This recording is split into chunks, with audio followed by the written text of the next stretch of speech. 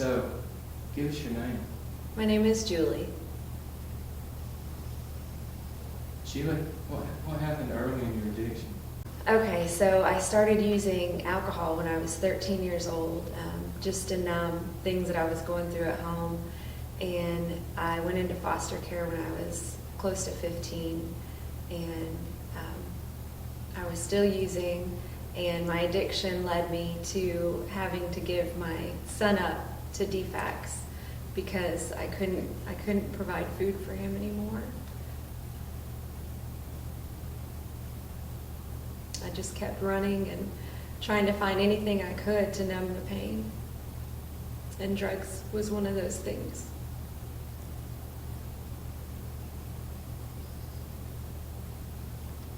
How do you think your life would have been different, Julie, if you'd had a place like the teen dorm to come to? Oh man, everything would have been different. Having somebody that cared there, I would have had a chance at life. I would have had hope. Everything would have changed.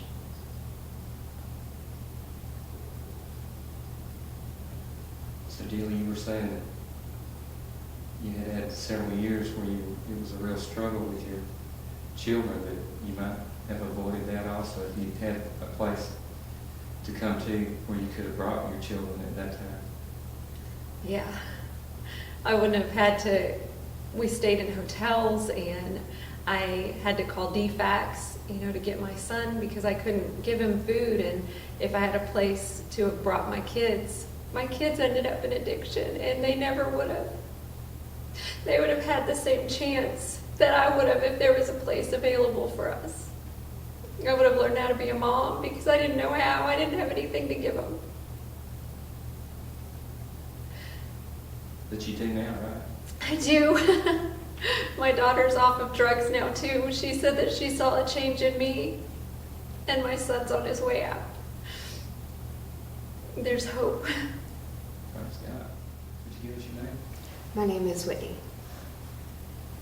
Whitney, could you tell us about your earlier years when you first got into your addiction?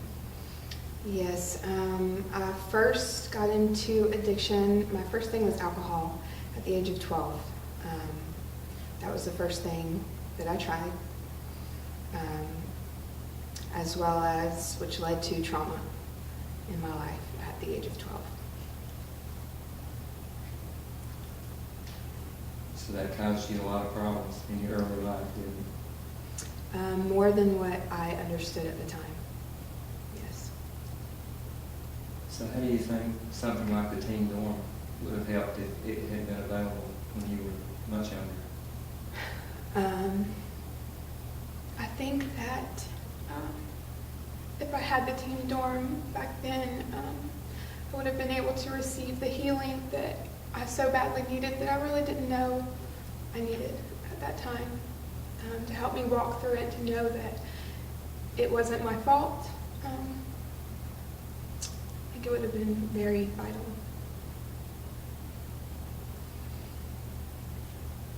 So you beginning to help you now, I understand, a lot of different issues in your life. Yes. Yes. And you're trying to get your children back now. Yes. My addiction went from my younger years of 12 on up. I lost my dad, and then shortly after that, I ended up in the middle of a divorce. And through that, it really sent me to a dark place. And through that, I lost my children to the divorce. But I'm thankful that God really pulled me out just in time. And my children love me so much. And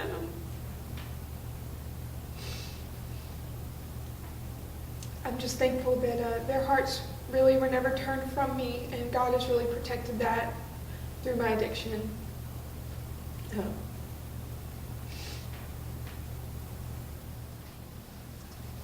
Hi, could you give us your name? Hi, my name is Tara. Tara, Could you tell us a little bit about your earlier years in your addiction? Well, when I was 12 years old, I went to RYDC for the first time.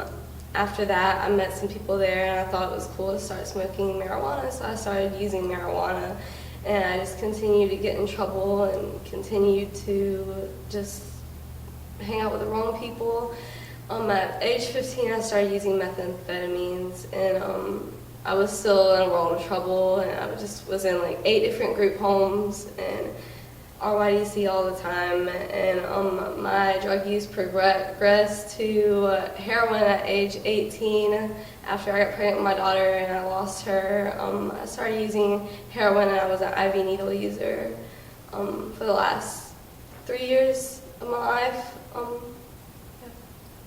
So when I was 14, I was taken to a psychiatrist for juvenile probation. They diagnosed me with ADHD and manic bipolar disorder. I was prescribed psychiatric meds like Vyvanse and Lamictal in order to stabilize my mood. I started hiding my medication under my bed before I would go to school. I'd take it to school, and I'd just use it all at one time just to get the high feeling just to escape reality that I didn't want to be in. And I think that, if I was here at the teen dorm, we don't use mental health medications here, and just the love of Jesus could have really healed some things in me that the doctors were trying to heal and failed to. So how do you think something like the teen dorm would have affected you if you could have went there when you were just beginning your addiction, your problems? Well, it would have helped me so much because I would have been able to get the healing that I needed from not, having my mom there how I wanted her there, and not having a dad, and I would be able to understand that Jesus loved me. I would have been able to feel his love and been able to talk to spiritual leaders that would have helped me progress in the right ways instead of in the wrong ways. I would have learned that it wasn't cool to do the things I was doing, and that that there was more to life than just having fun, or what I thought was fun at the time. That wasn't real fun. That's not real love. I was 17 when I got pregnant. If I would have had a place to come to when I was pregnant with my daughter, I think things would have been differently. I may have been able to be the mother that I should have been to her instead of... Could you give us your name? My name is Catherine. Yeah. Catherine, what happened early on in your life, in your addiction?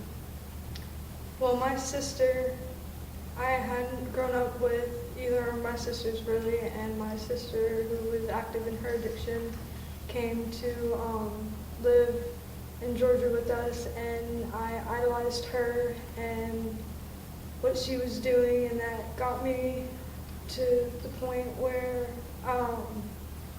I started smoking weed. And from the time I started smoking weed, it was just a downward spiral. I got kicked out of school in the 8th grade and got sent to an alternative school that just opened me up to a whole other group of people that I never associated with, and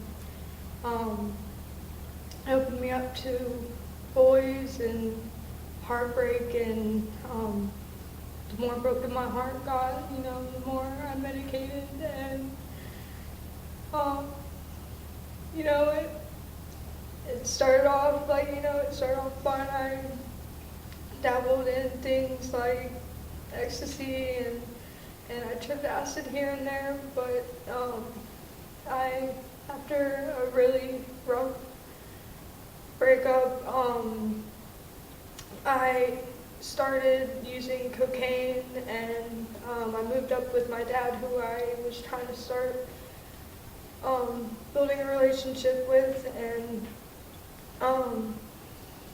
I was kind of like just doing my own thing up there. I was 17 at the time I moved up there, and he kind of saw us. He didn't really have the authority to parent me, but I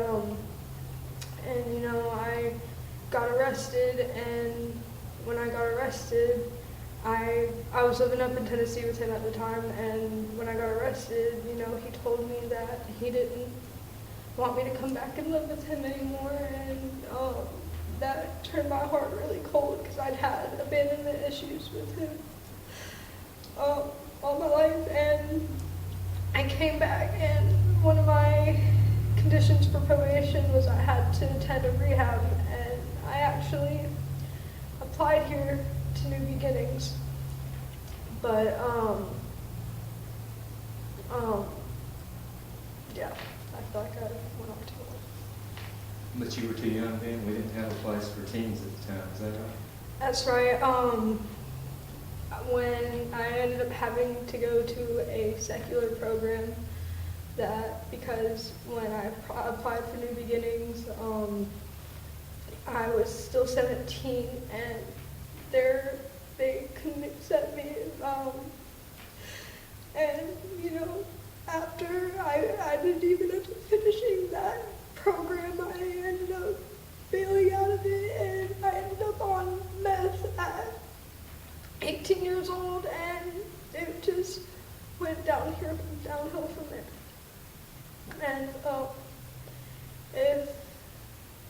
if I would have had a place like New Beginnings when I went off the deep end, you know, even when I was a teenager, like a young teenager, you know, I probably would have just built my relationship with God, and I wouldn't have sought anywhere else for the love that He gave me. I wouldn't have sought anywhere for the just happiness that He gives me. It would have all, it could have been different. It just could have been different. Perfect. Okay, could you give us your name? My name is Sarah.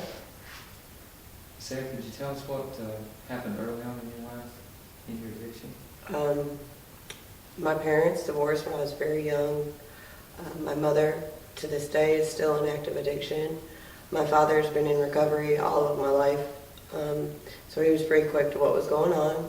But I would say it started about 12 or 13 with even opening the door to addiction with cigarettes and having to rely on something every day, which by high school had led to, you know, at 14, drinking, smoking weed, you know, hallucinogenics at parties or whatever the case may be, drinking too much cough syrup.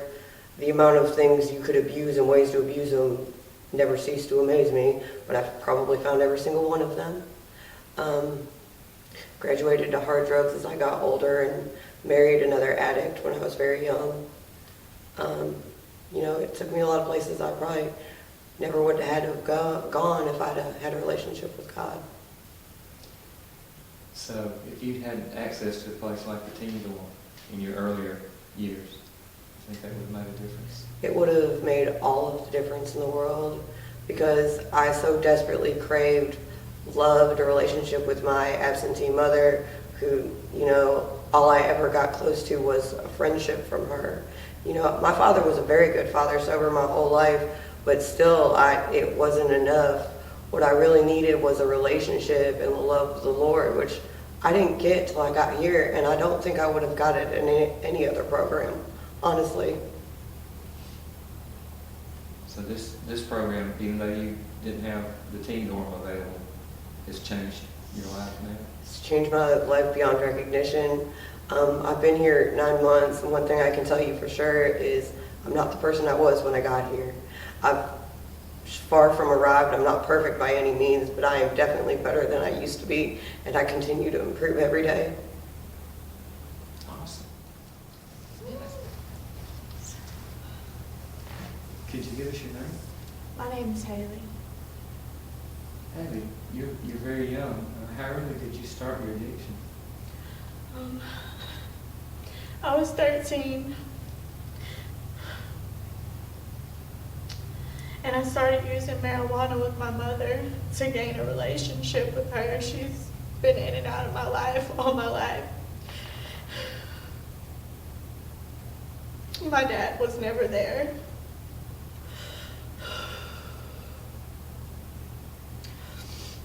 So And as I got older, within the 4 years, I've done just about anything from crack to any pill that I didn't even know the name of. If it felt good, I would do it. At 17 was when I first did my drug of choice, methamphetamines, and it progressed to the needle, which turned my life upside down, and it took everything from me. And I didn't even know who I was anymore.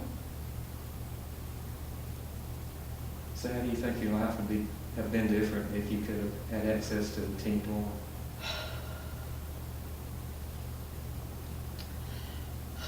Psalms 34, 17 and 18 says, "The Lord will heal the brokenhearted and save those who are crushed in spirit.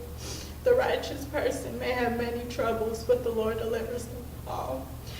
And I just want to say that there was this teen dorm here from the very beginning that I would have experienced the love that only God can give you and that only Jesus can give you, an indescribable love. And it's there, it's out there, and it's going to change people's lives.